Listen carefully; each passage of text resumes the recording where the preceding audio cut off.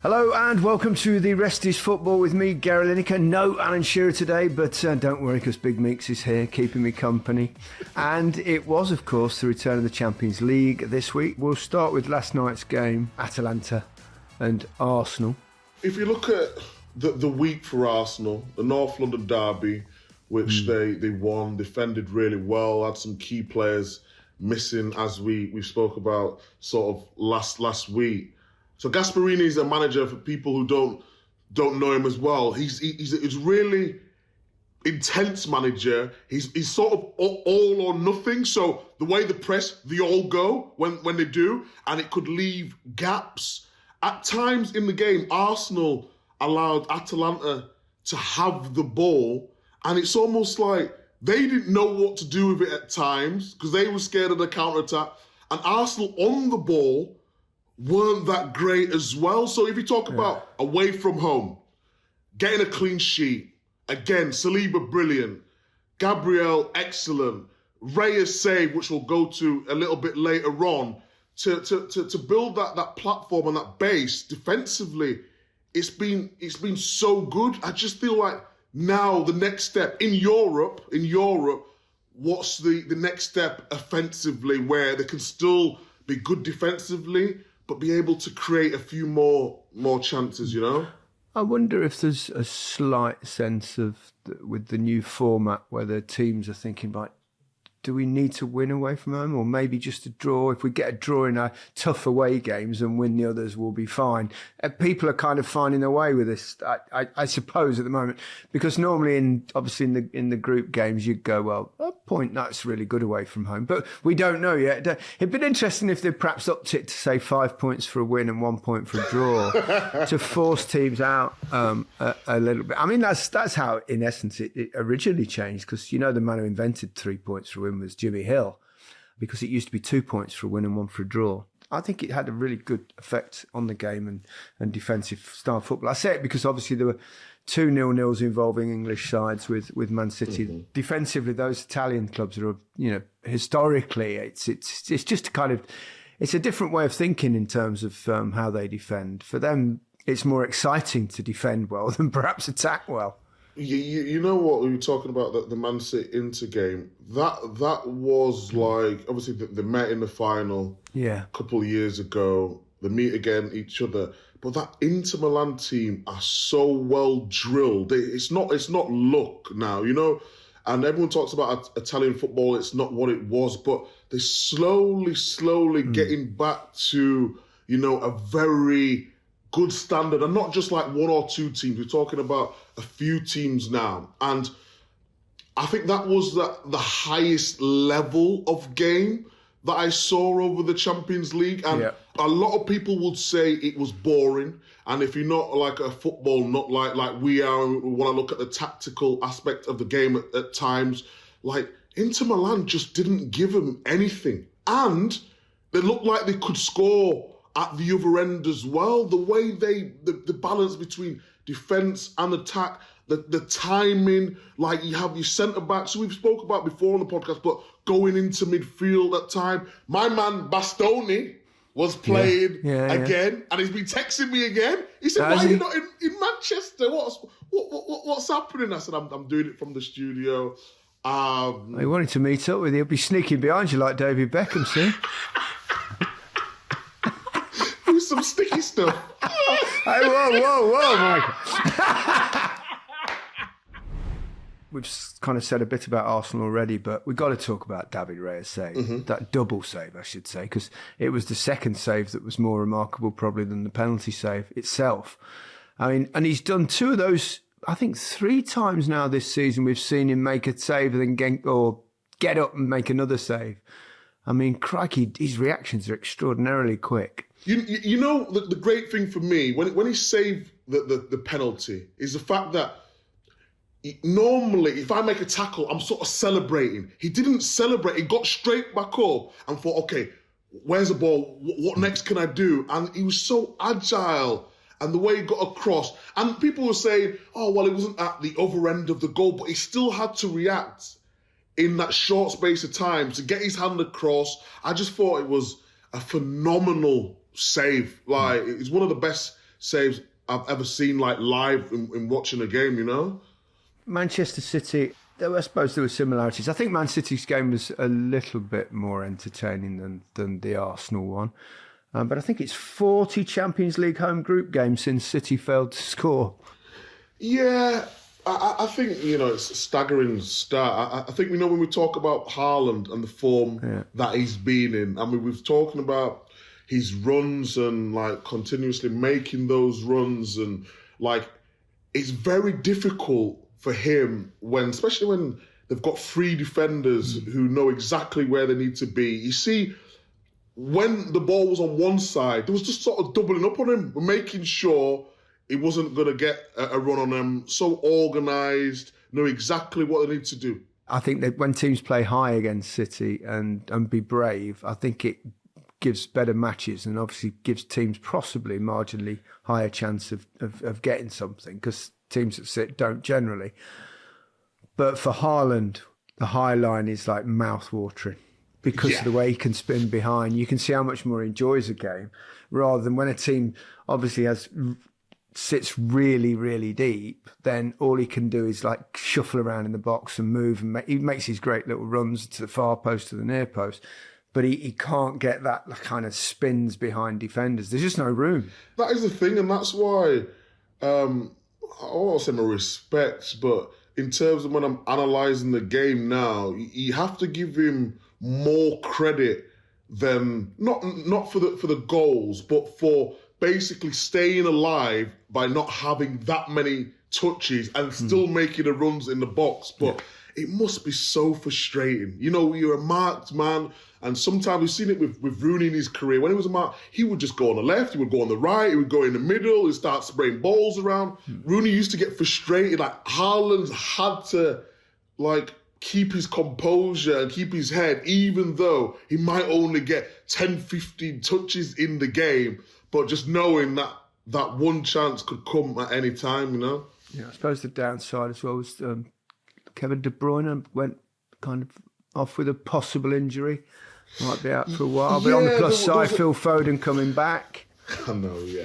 It's not a bad replacement. It's not bad at all. There was an incident with a goalkeeper. Well, he sort of got tackled and he went off and he was holding whatever it may be, which is not good, because you just want players. I think De Bruyne, I know a lot of people talk about Haaland and his goal scoring record at the start of the season, but I think De Bruyne has been in equally as good form, that we've seen at the start of the season. So to lose him is obviously gutting, a little bit gutting, but Foden returning is a great positive. Yeah, it is. And it'll be interesting to see how he goes, because I think it, perhaps would have affected him a little bit in the summer. He was on the receiving end, a little bit of criticism. I've actually kind of dispelled that criticism from my mind from a lot of the England players, because I don't think the team was asked to play to its strengths. I think they've made a different start under Carsley, and I think they're playing more offensively. It looks like the players might enjoy it a little bit more.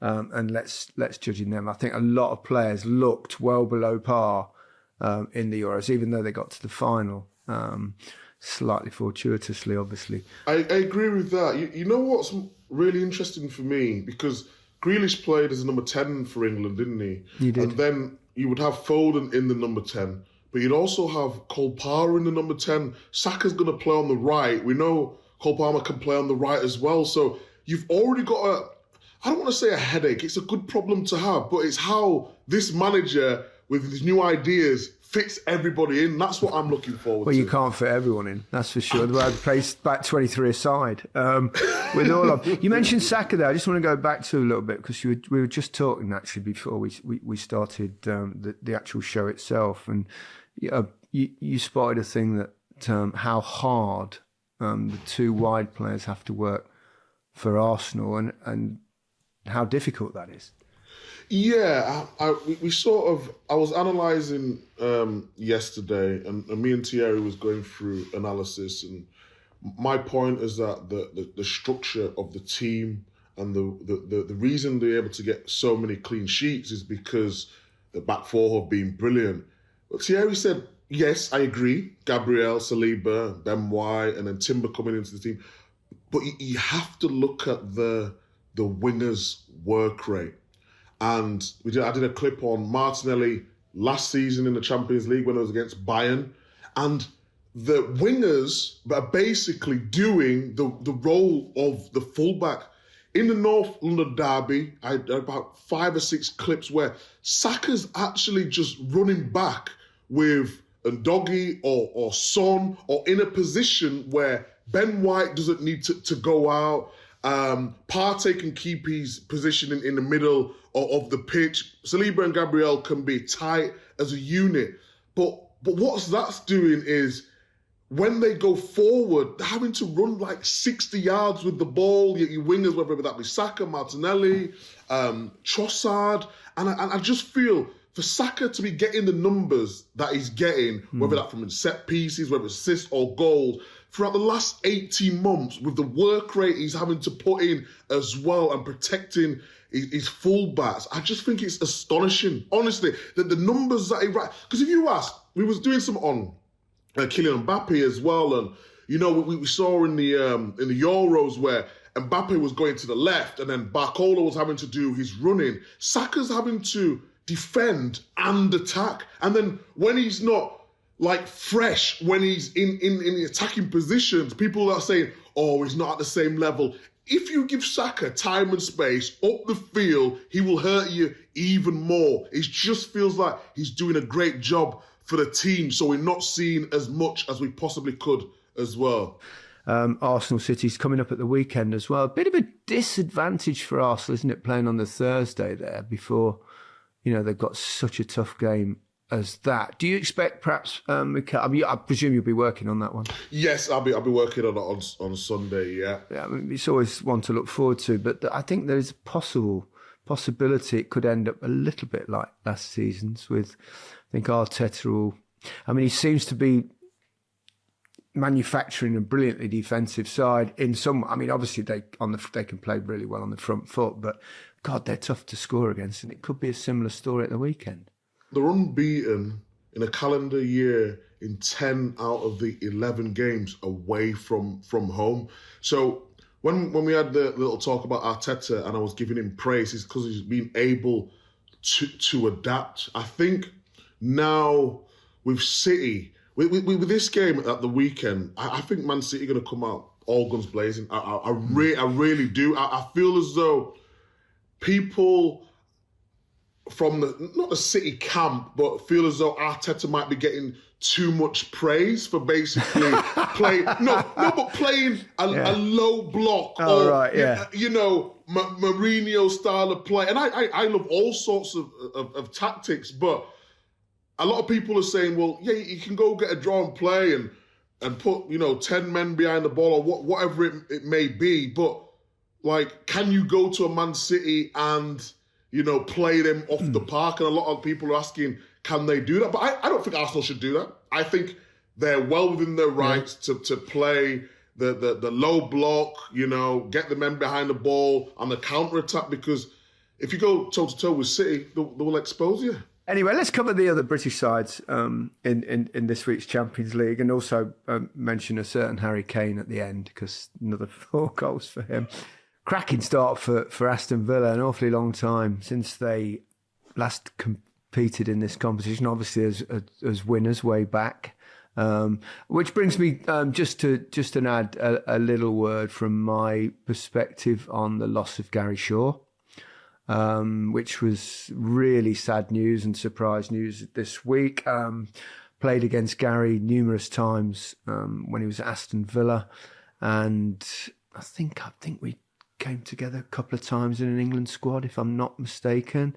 Lovely lad, really, really, really good footballer, and just like to send our condolences to his friends and family.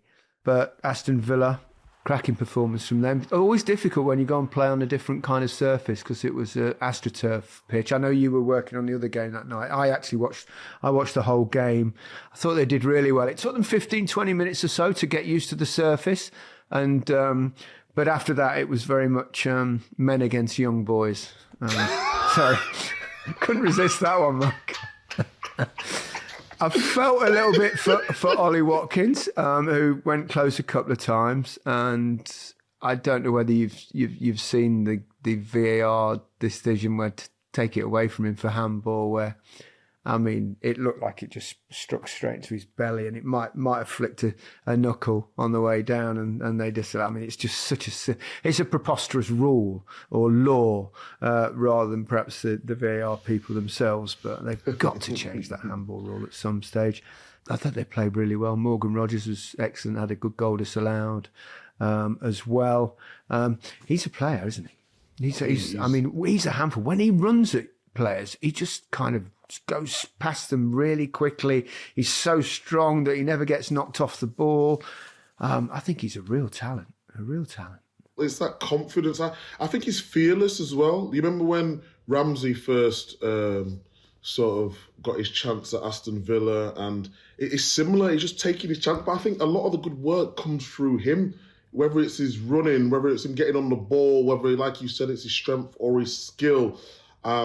He's a really top find, and it's down to the manager that as well, you know, to play young players, believe in them, you know, because when they first time sort of signed him, a lot of people was like, okay, what can he bring? You know, he come from the Championship, didn't he? And then he's sort of thinking, how's he going to fit in? But he's taken his chance, and he's a real quality player. I'm looking forward to see more of him, actually. And I'm happy for Aston Villa as well. The manager is just, every season, you know, whether it's like the amount of games he wins within a calendar year, whether it's getting to the Champions League, whether it's going in the Champions League and getting results, like he's just a top manager, and it can't be questioned anymore, can it, you know?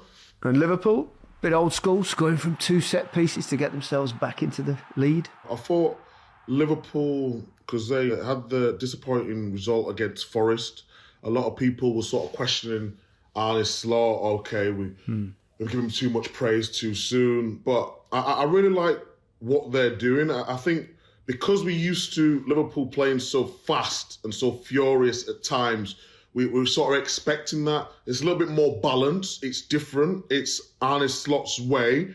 And sometimes that could work in their favour. To go, obviously, away to Milan. Milan are not Milan of what we used to.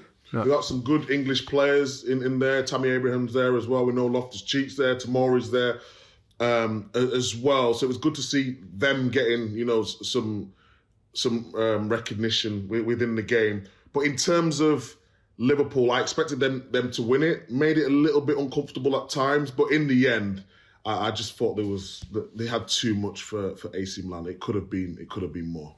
Yeah, it could have been. I mean, Salah could have he hit the bar a couple of times as well. Konate and Van Dijk scored, you know, obviously those 2 goals.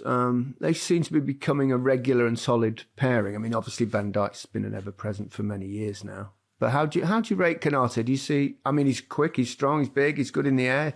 Seems to be, you know, intelligent in his defensive. Is there a flaw? Yeah, I mean, there's always a flaw in defenders. I think I really liked Kwanzaa, you know, the young boy, and then he had the moment last season where he made a mistake. He started the season with Arne Slot. He brought him off earlier on in the game because he said he wasn't winning enough headers. He's brought in Konate. When Konate's coming to the team, he's aggressive. He's powerful.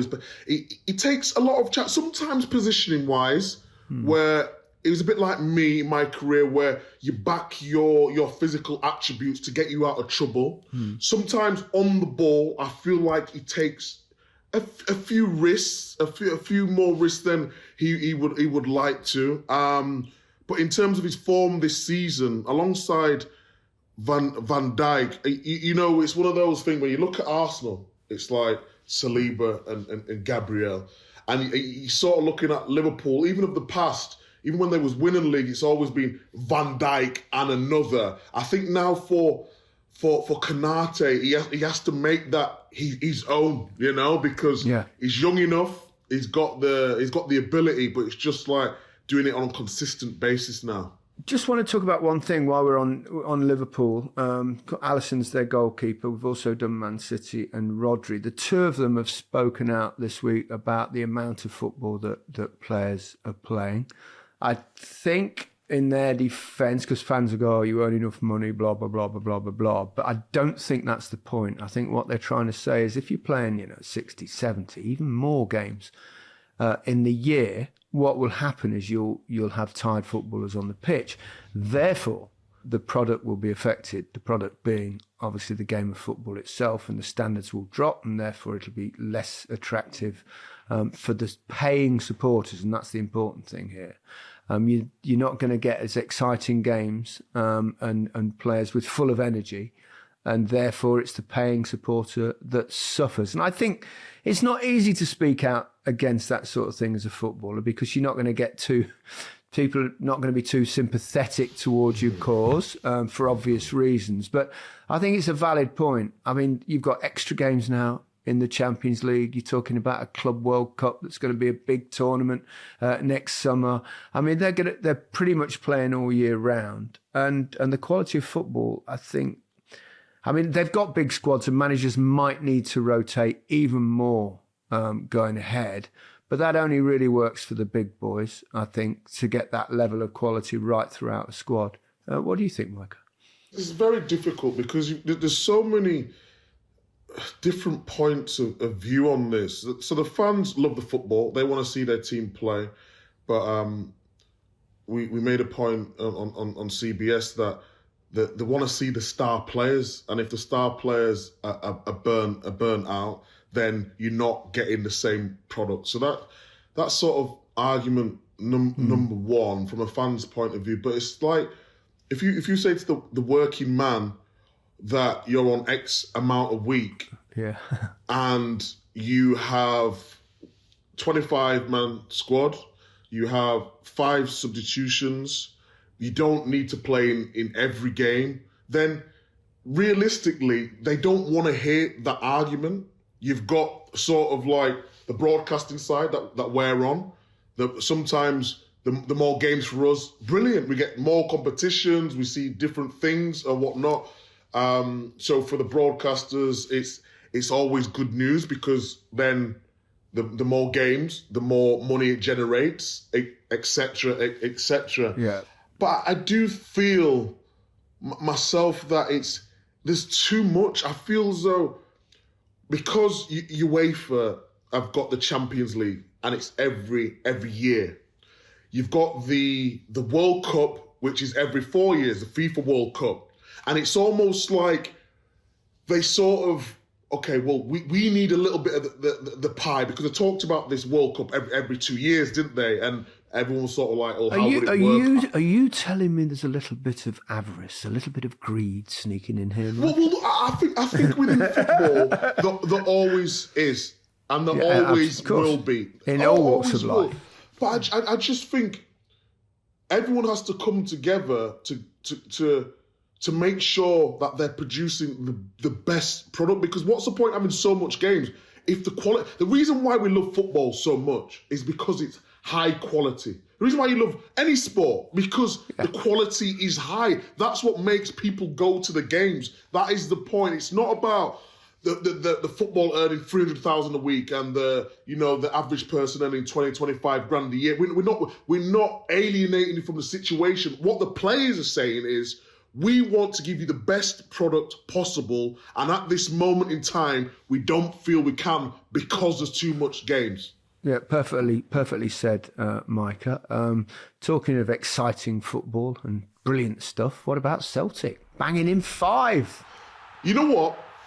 Everyone talked about this new Champions League sort of format, and no respect to Celtic, previous years, in recent history, they might have an opportunity to win a game, maybe on one of the later rounds, that it might not be the greatest game. It's more like, it's sort of like for pride. It was basically about, can we make the Europa League?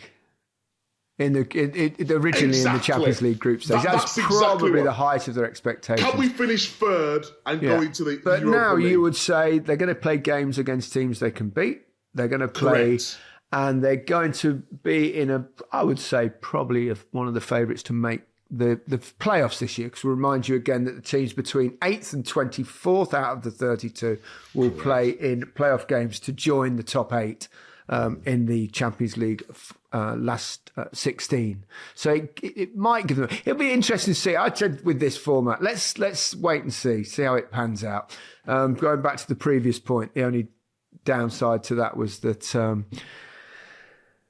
there's too much football, even more games for the players. But a brilliant win for Celtic. Fantastic start for them.